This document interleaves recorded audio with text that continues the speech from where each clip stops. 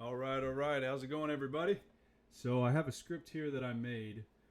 This script is going to help you with the PinePhone.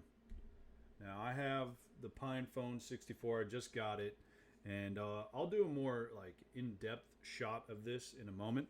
But for right now, I want to talk about this little script that I made. I'm hoping that this script will allow us to automatically install a variety of different images, so we can do quick testing of those images on the PinePhone. Now, if you don't know, there's this phone has a bunch of different options for operating systems that you can install. I mean, there's KDE Plasma version of Linux that runs on the PinePhone. There's Sailfish OS. There's a Manjaro. There's Postmarket and Ubuntu Touch. This script is specifically set up for Ubuntu Touch because that's just the first thing that caught my eye. I wanted to check out Ubuntu Touch, and I never really got to. That's what I set the script up for at first.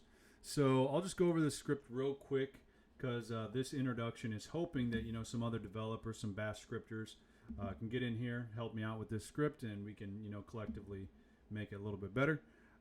So at the beginning, we're just checking, see if we have some things installed. After we check if we have some things installed, there's some URLs that we want that are kind of important. Now these URLs are like the latest, as you can see in the URL.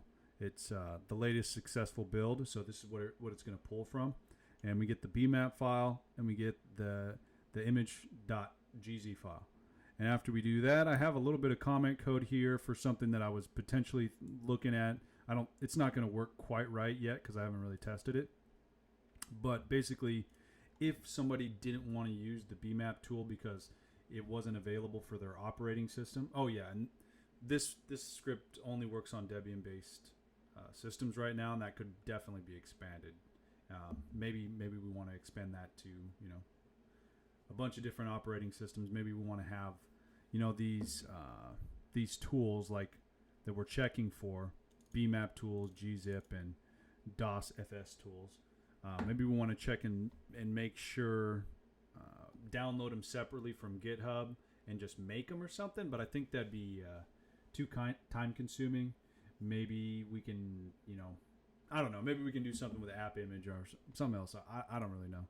But, throw out your ideas. If you have any good ideas, I'm, more than willing to, or make a pull request and just show me what you got. That's fine with me too. But anyway, right here, if they want to use DD, then they could possibly use DD.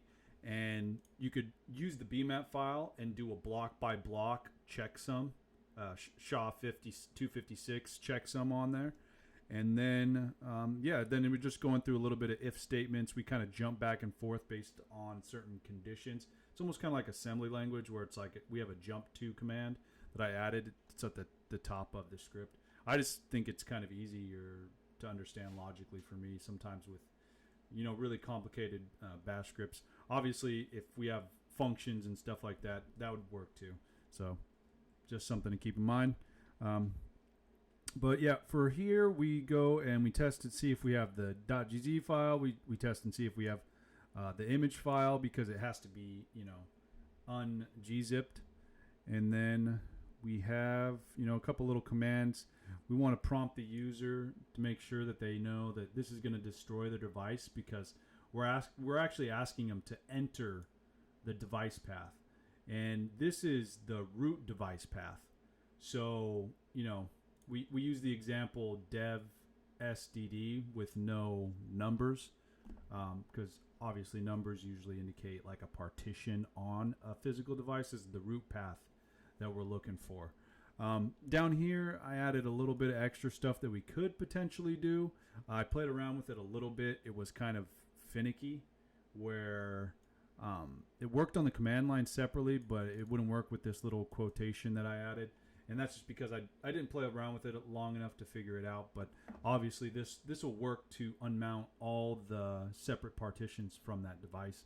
if we do it that way, that'll work.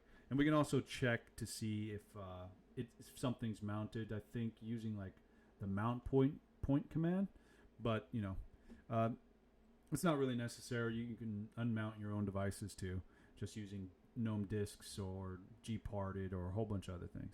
But anyway, so then we run sudo make mkfs command, and we run it on the device path that was provided to us, and then we use the bmap tool to copy over the image that we just unzipped.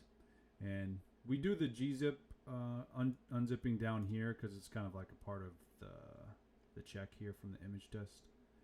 And this is where we download the image if we need to, and that's pretty much it. So it's just a short little script, and I think I wrote a little bit on the README for the GitHub, and the GitHub, it's basically just, I was hoping that we could collectively make some PinePhone64 scripts to automatically install not just the images, but also maybe set up a development environment for these images. Because I know some things like Ubuntu UB ports, Ubuntu Touch, whatever you want to call it, it actually requires Ubuntu 1804, and it's kind of old. I mean, I'm not running 1804 anymore. I have 1910, I think.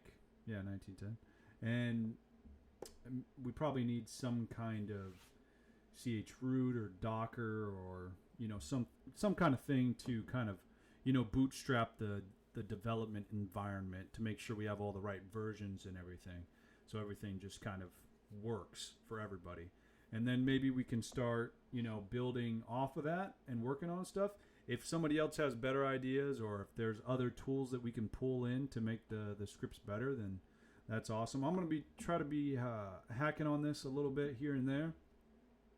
But the more the merrier. So yeah, I just wanted to show this off, and I guess now I can show you the script actually running if you want. It's just a quick little script. But first I'll remove this. Actually, I'm not going to remove this stuff, because if I remove it, it's going to take a long time. But I'm sure you'll understand that wget's going to work and download it. So anyway. So yep, then it's asking us the device name, then we do dev SDD, and that's basically it. Then it's going to install it to your SD card. You pop it into the phone, the back of the phone, which is it's right here, right there. That's where you install it on the PinePhone. You can see that. And after you install it, it just boots right up, and you'll see the Linux Tux logo at the top with the little command scrolling down, just like you would any old Linux distribution, which is awesome to have, a mobile phone that's 100% just normal Linux. You don't have to worry about anything else. So yeah, let me know what you guys think, and yeah, I'll keep on hacking on stuff. Let's make this Ubuntu phone experience awesome.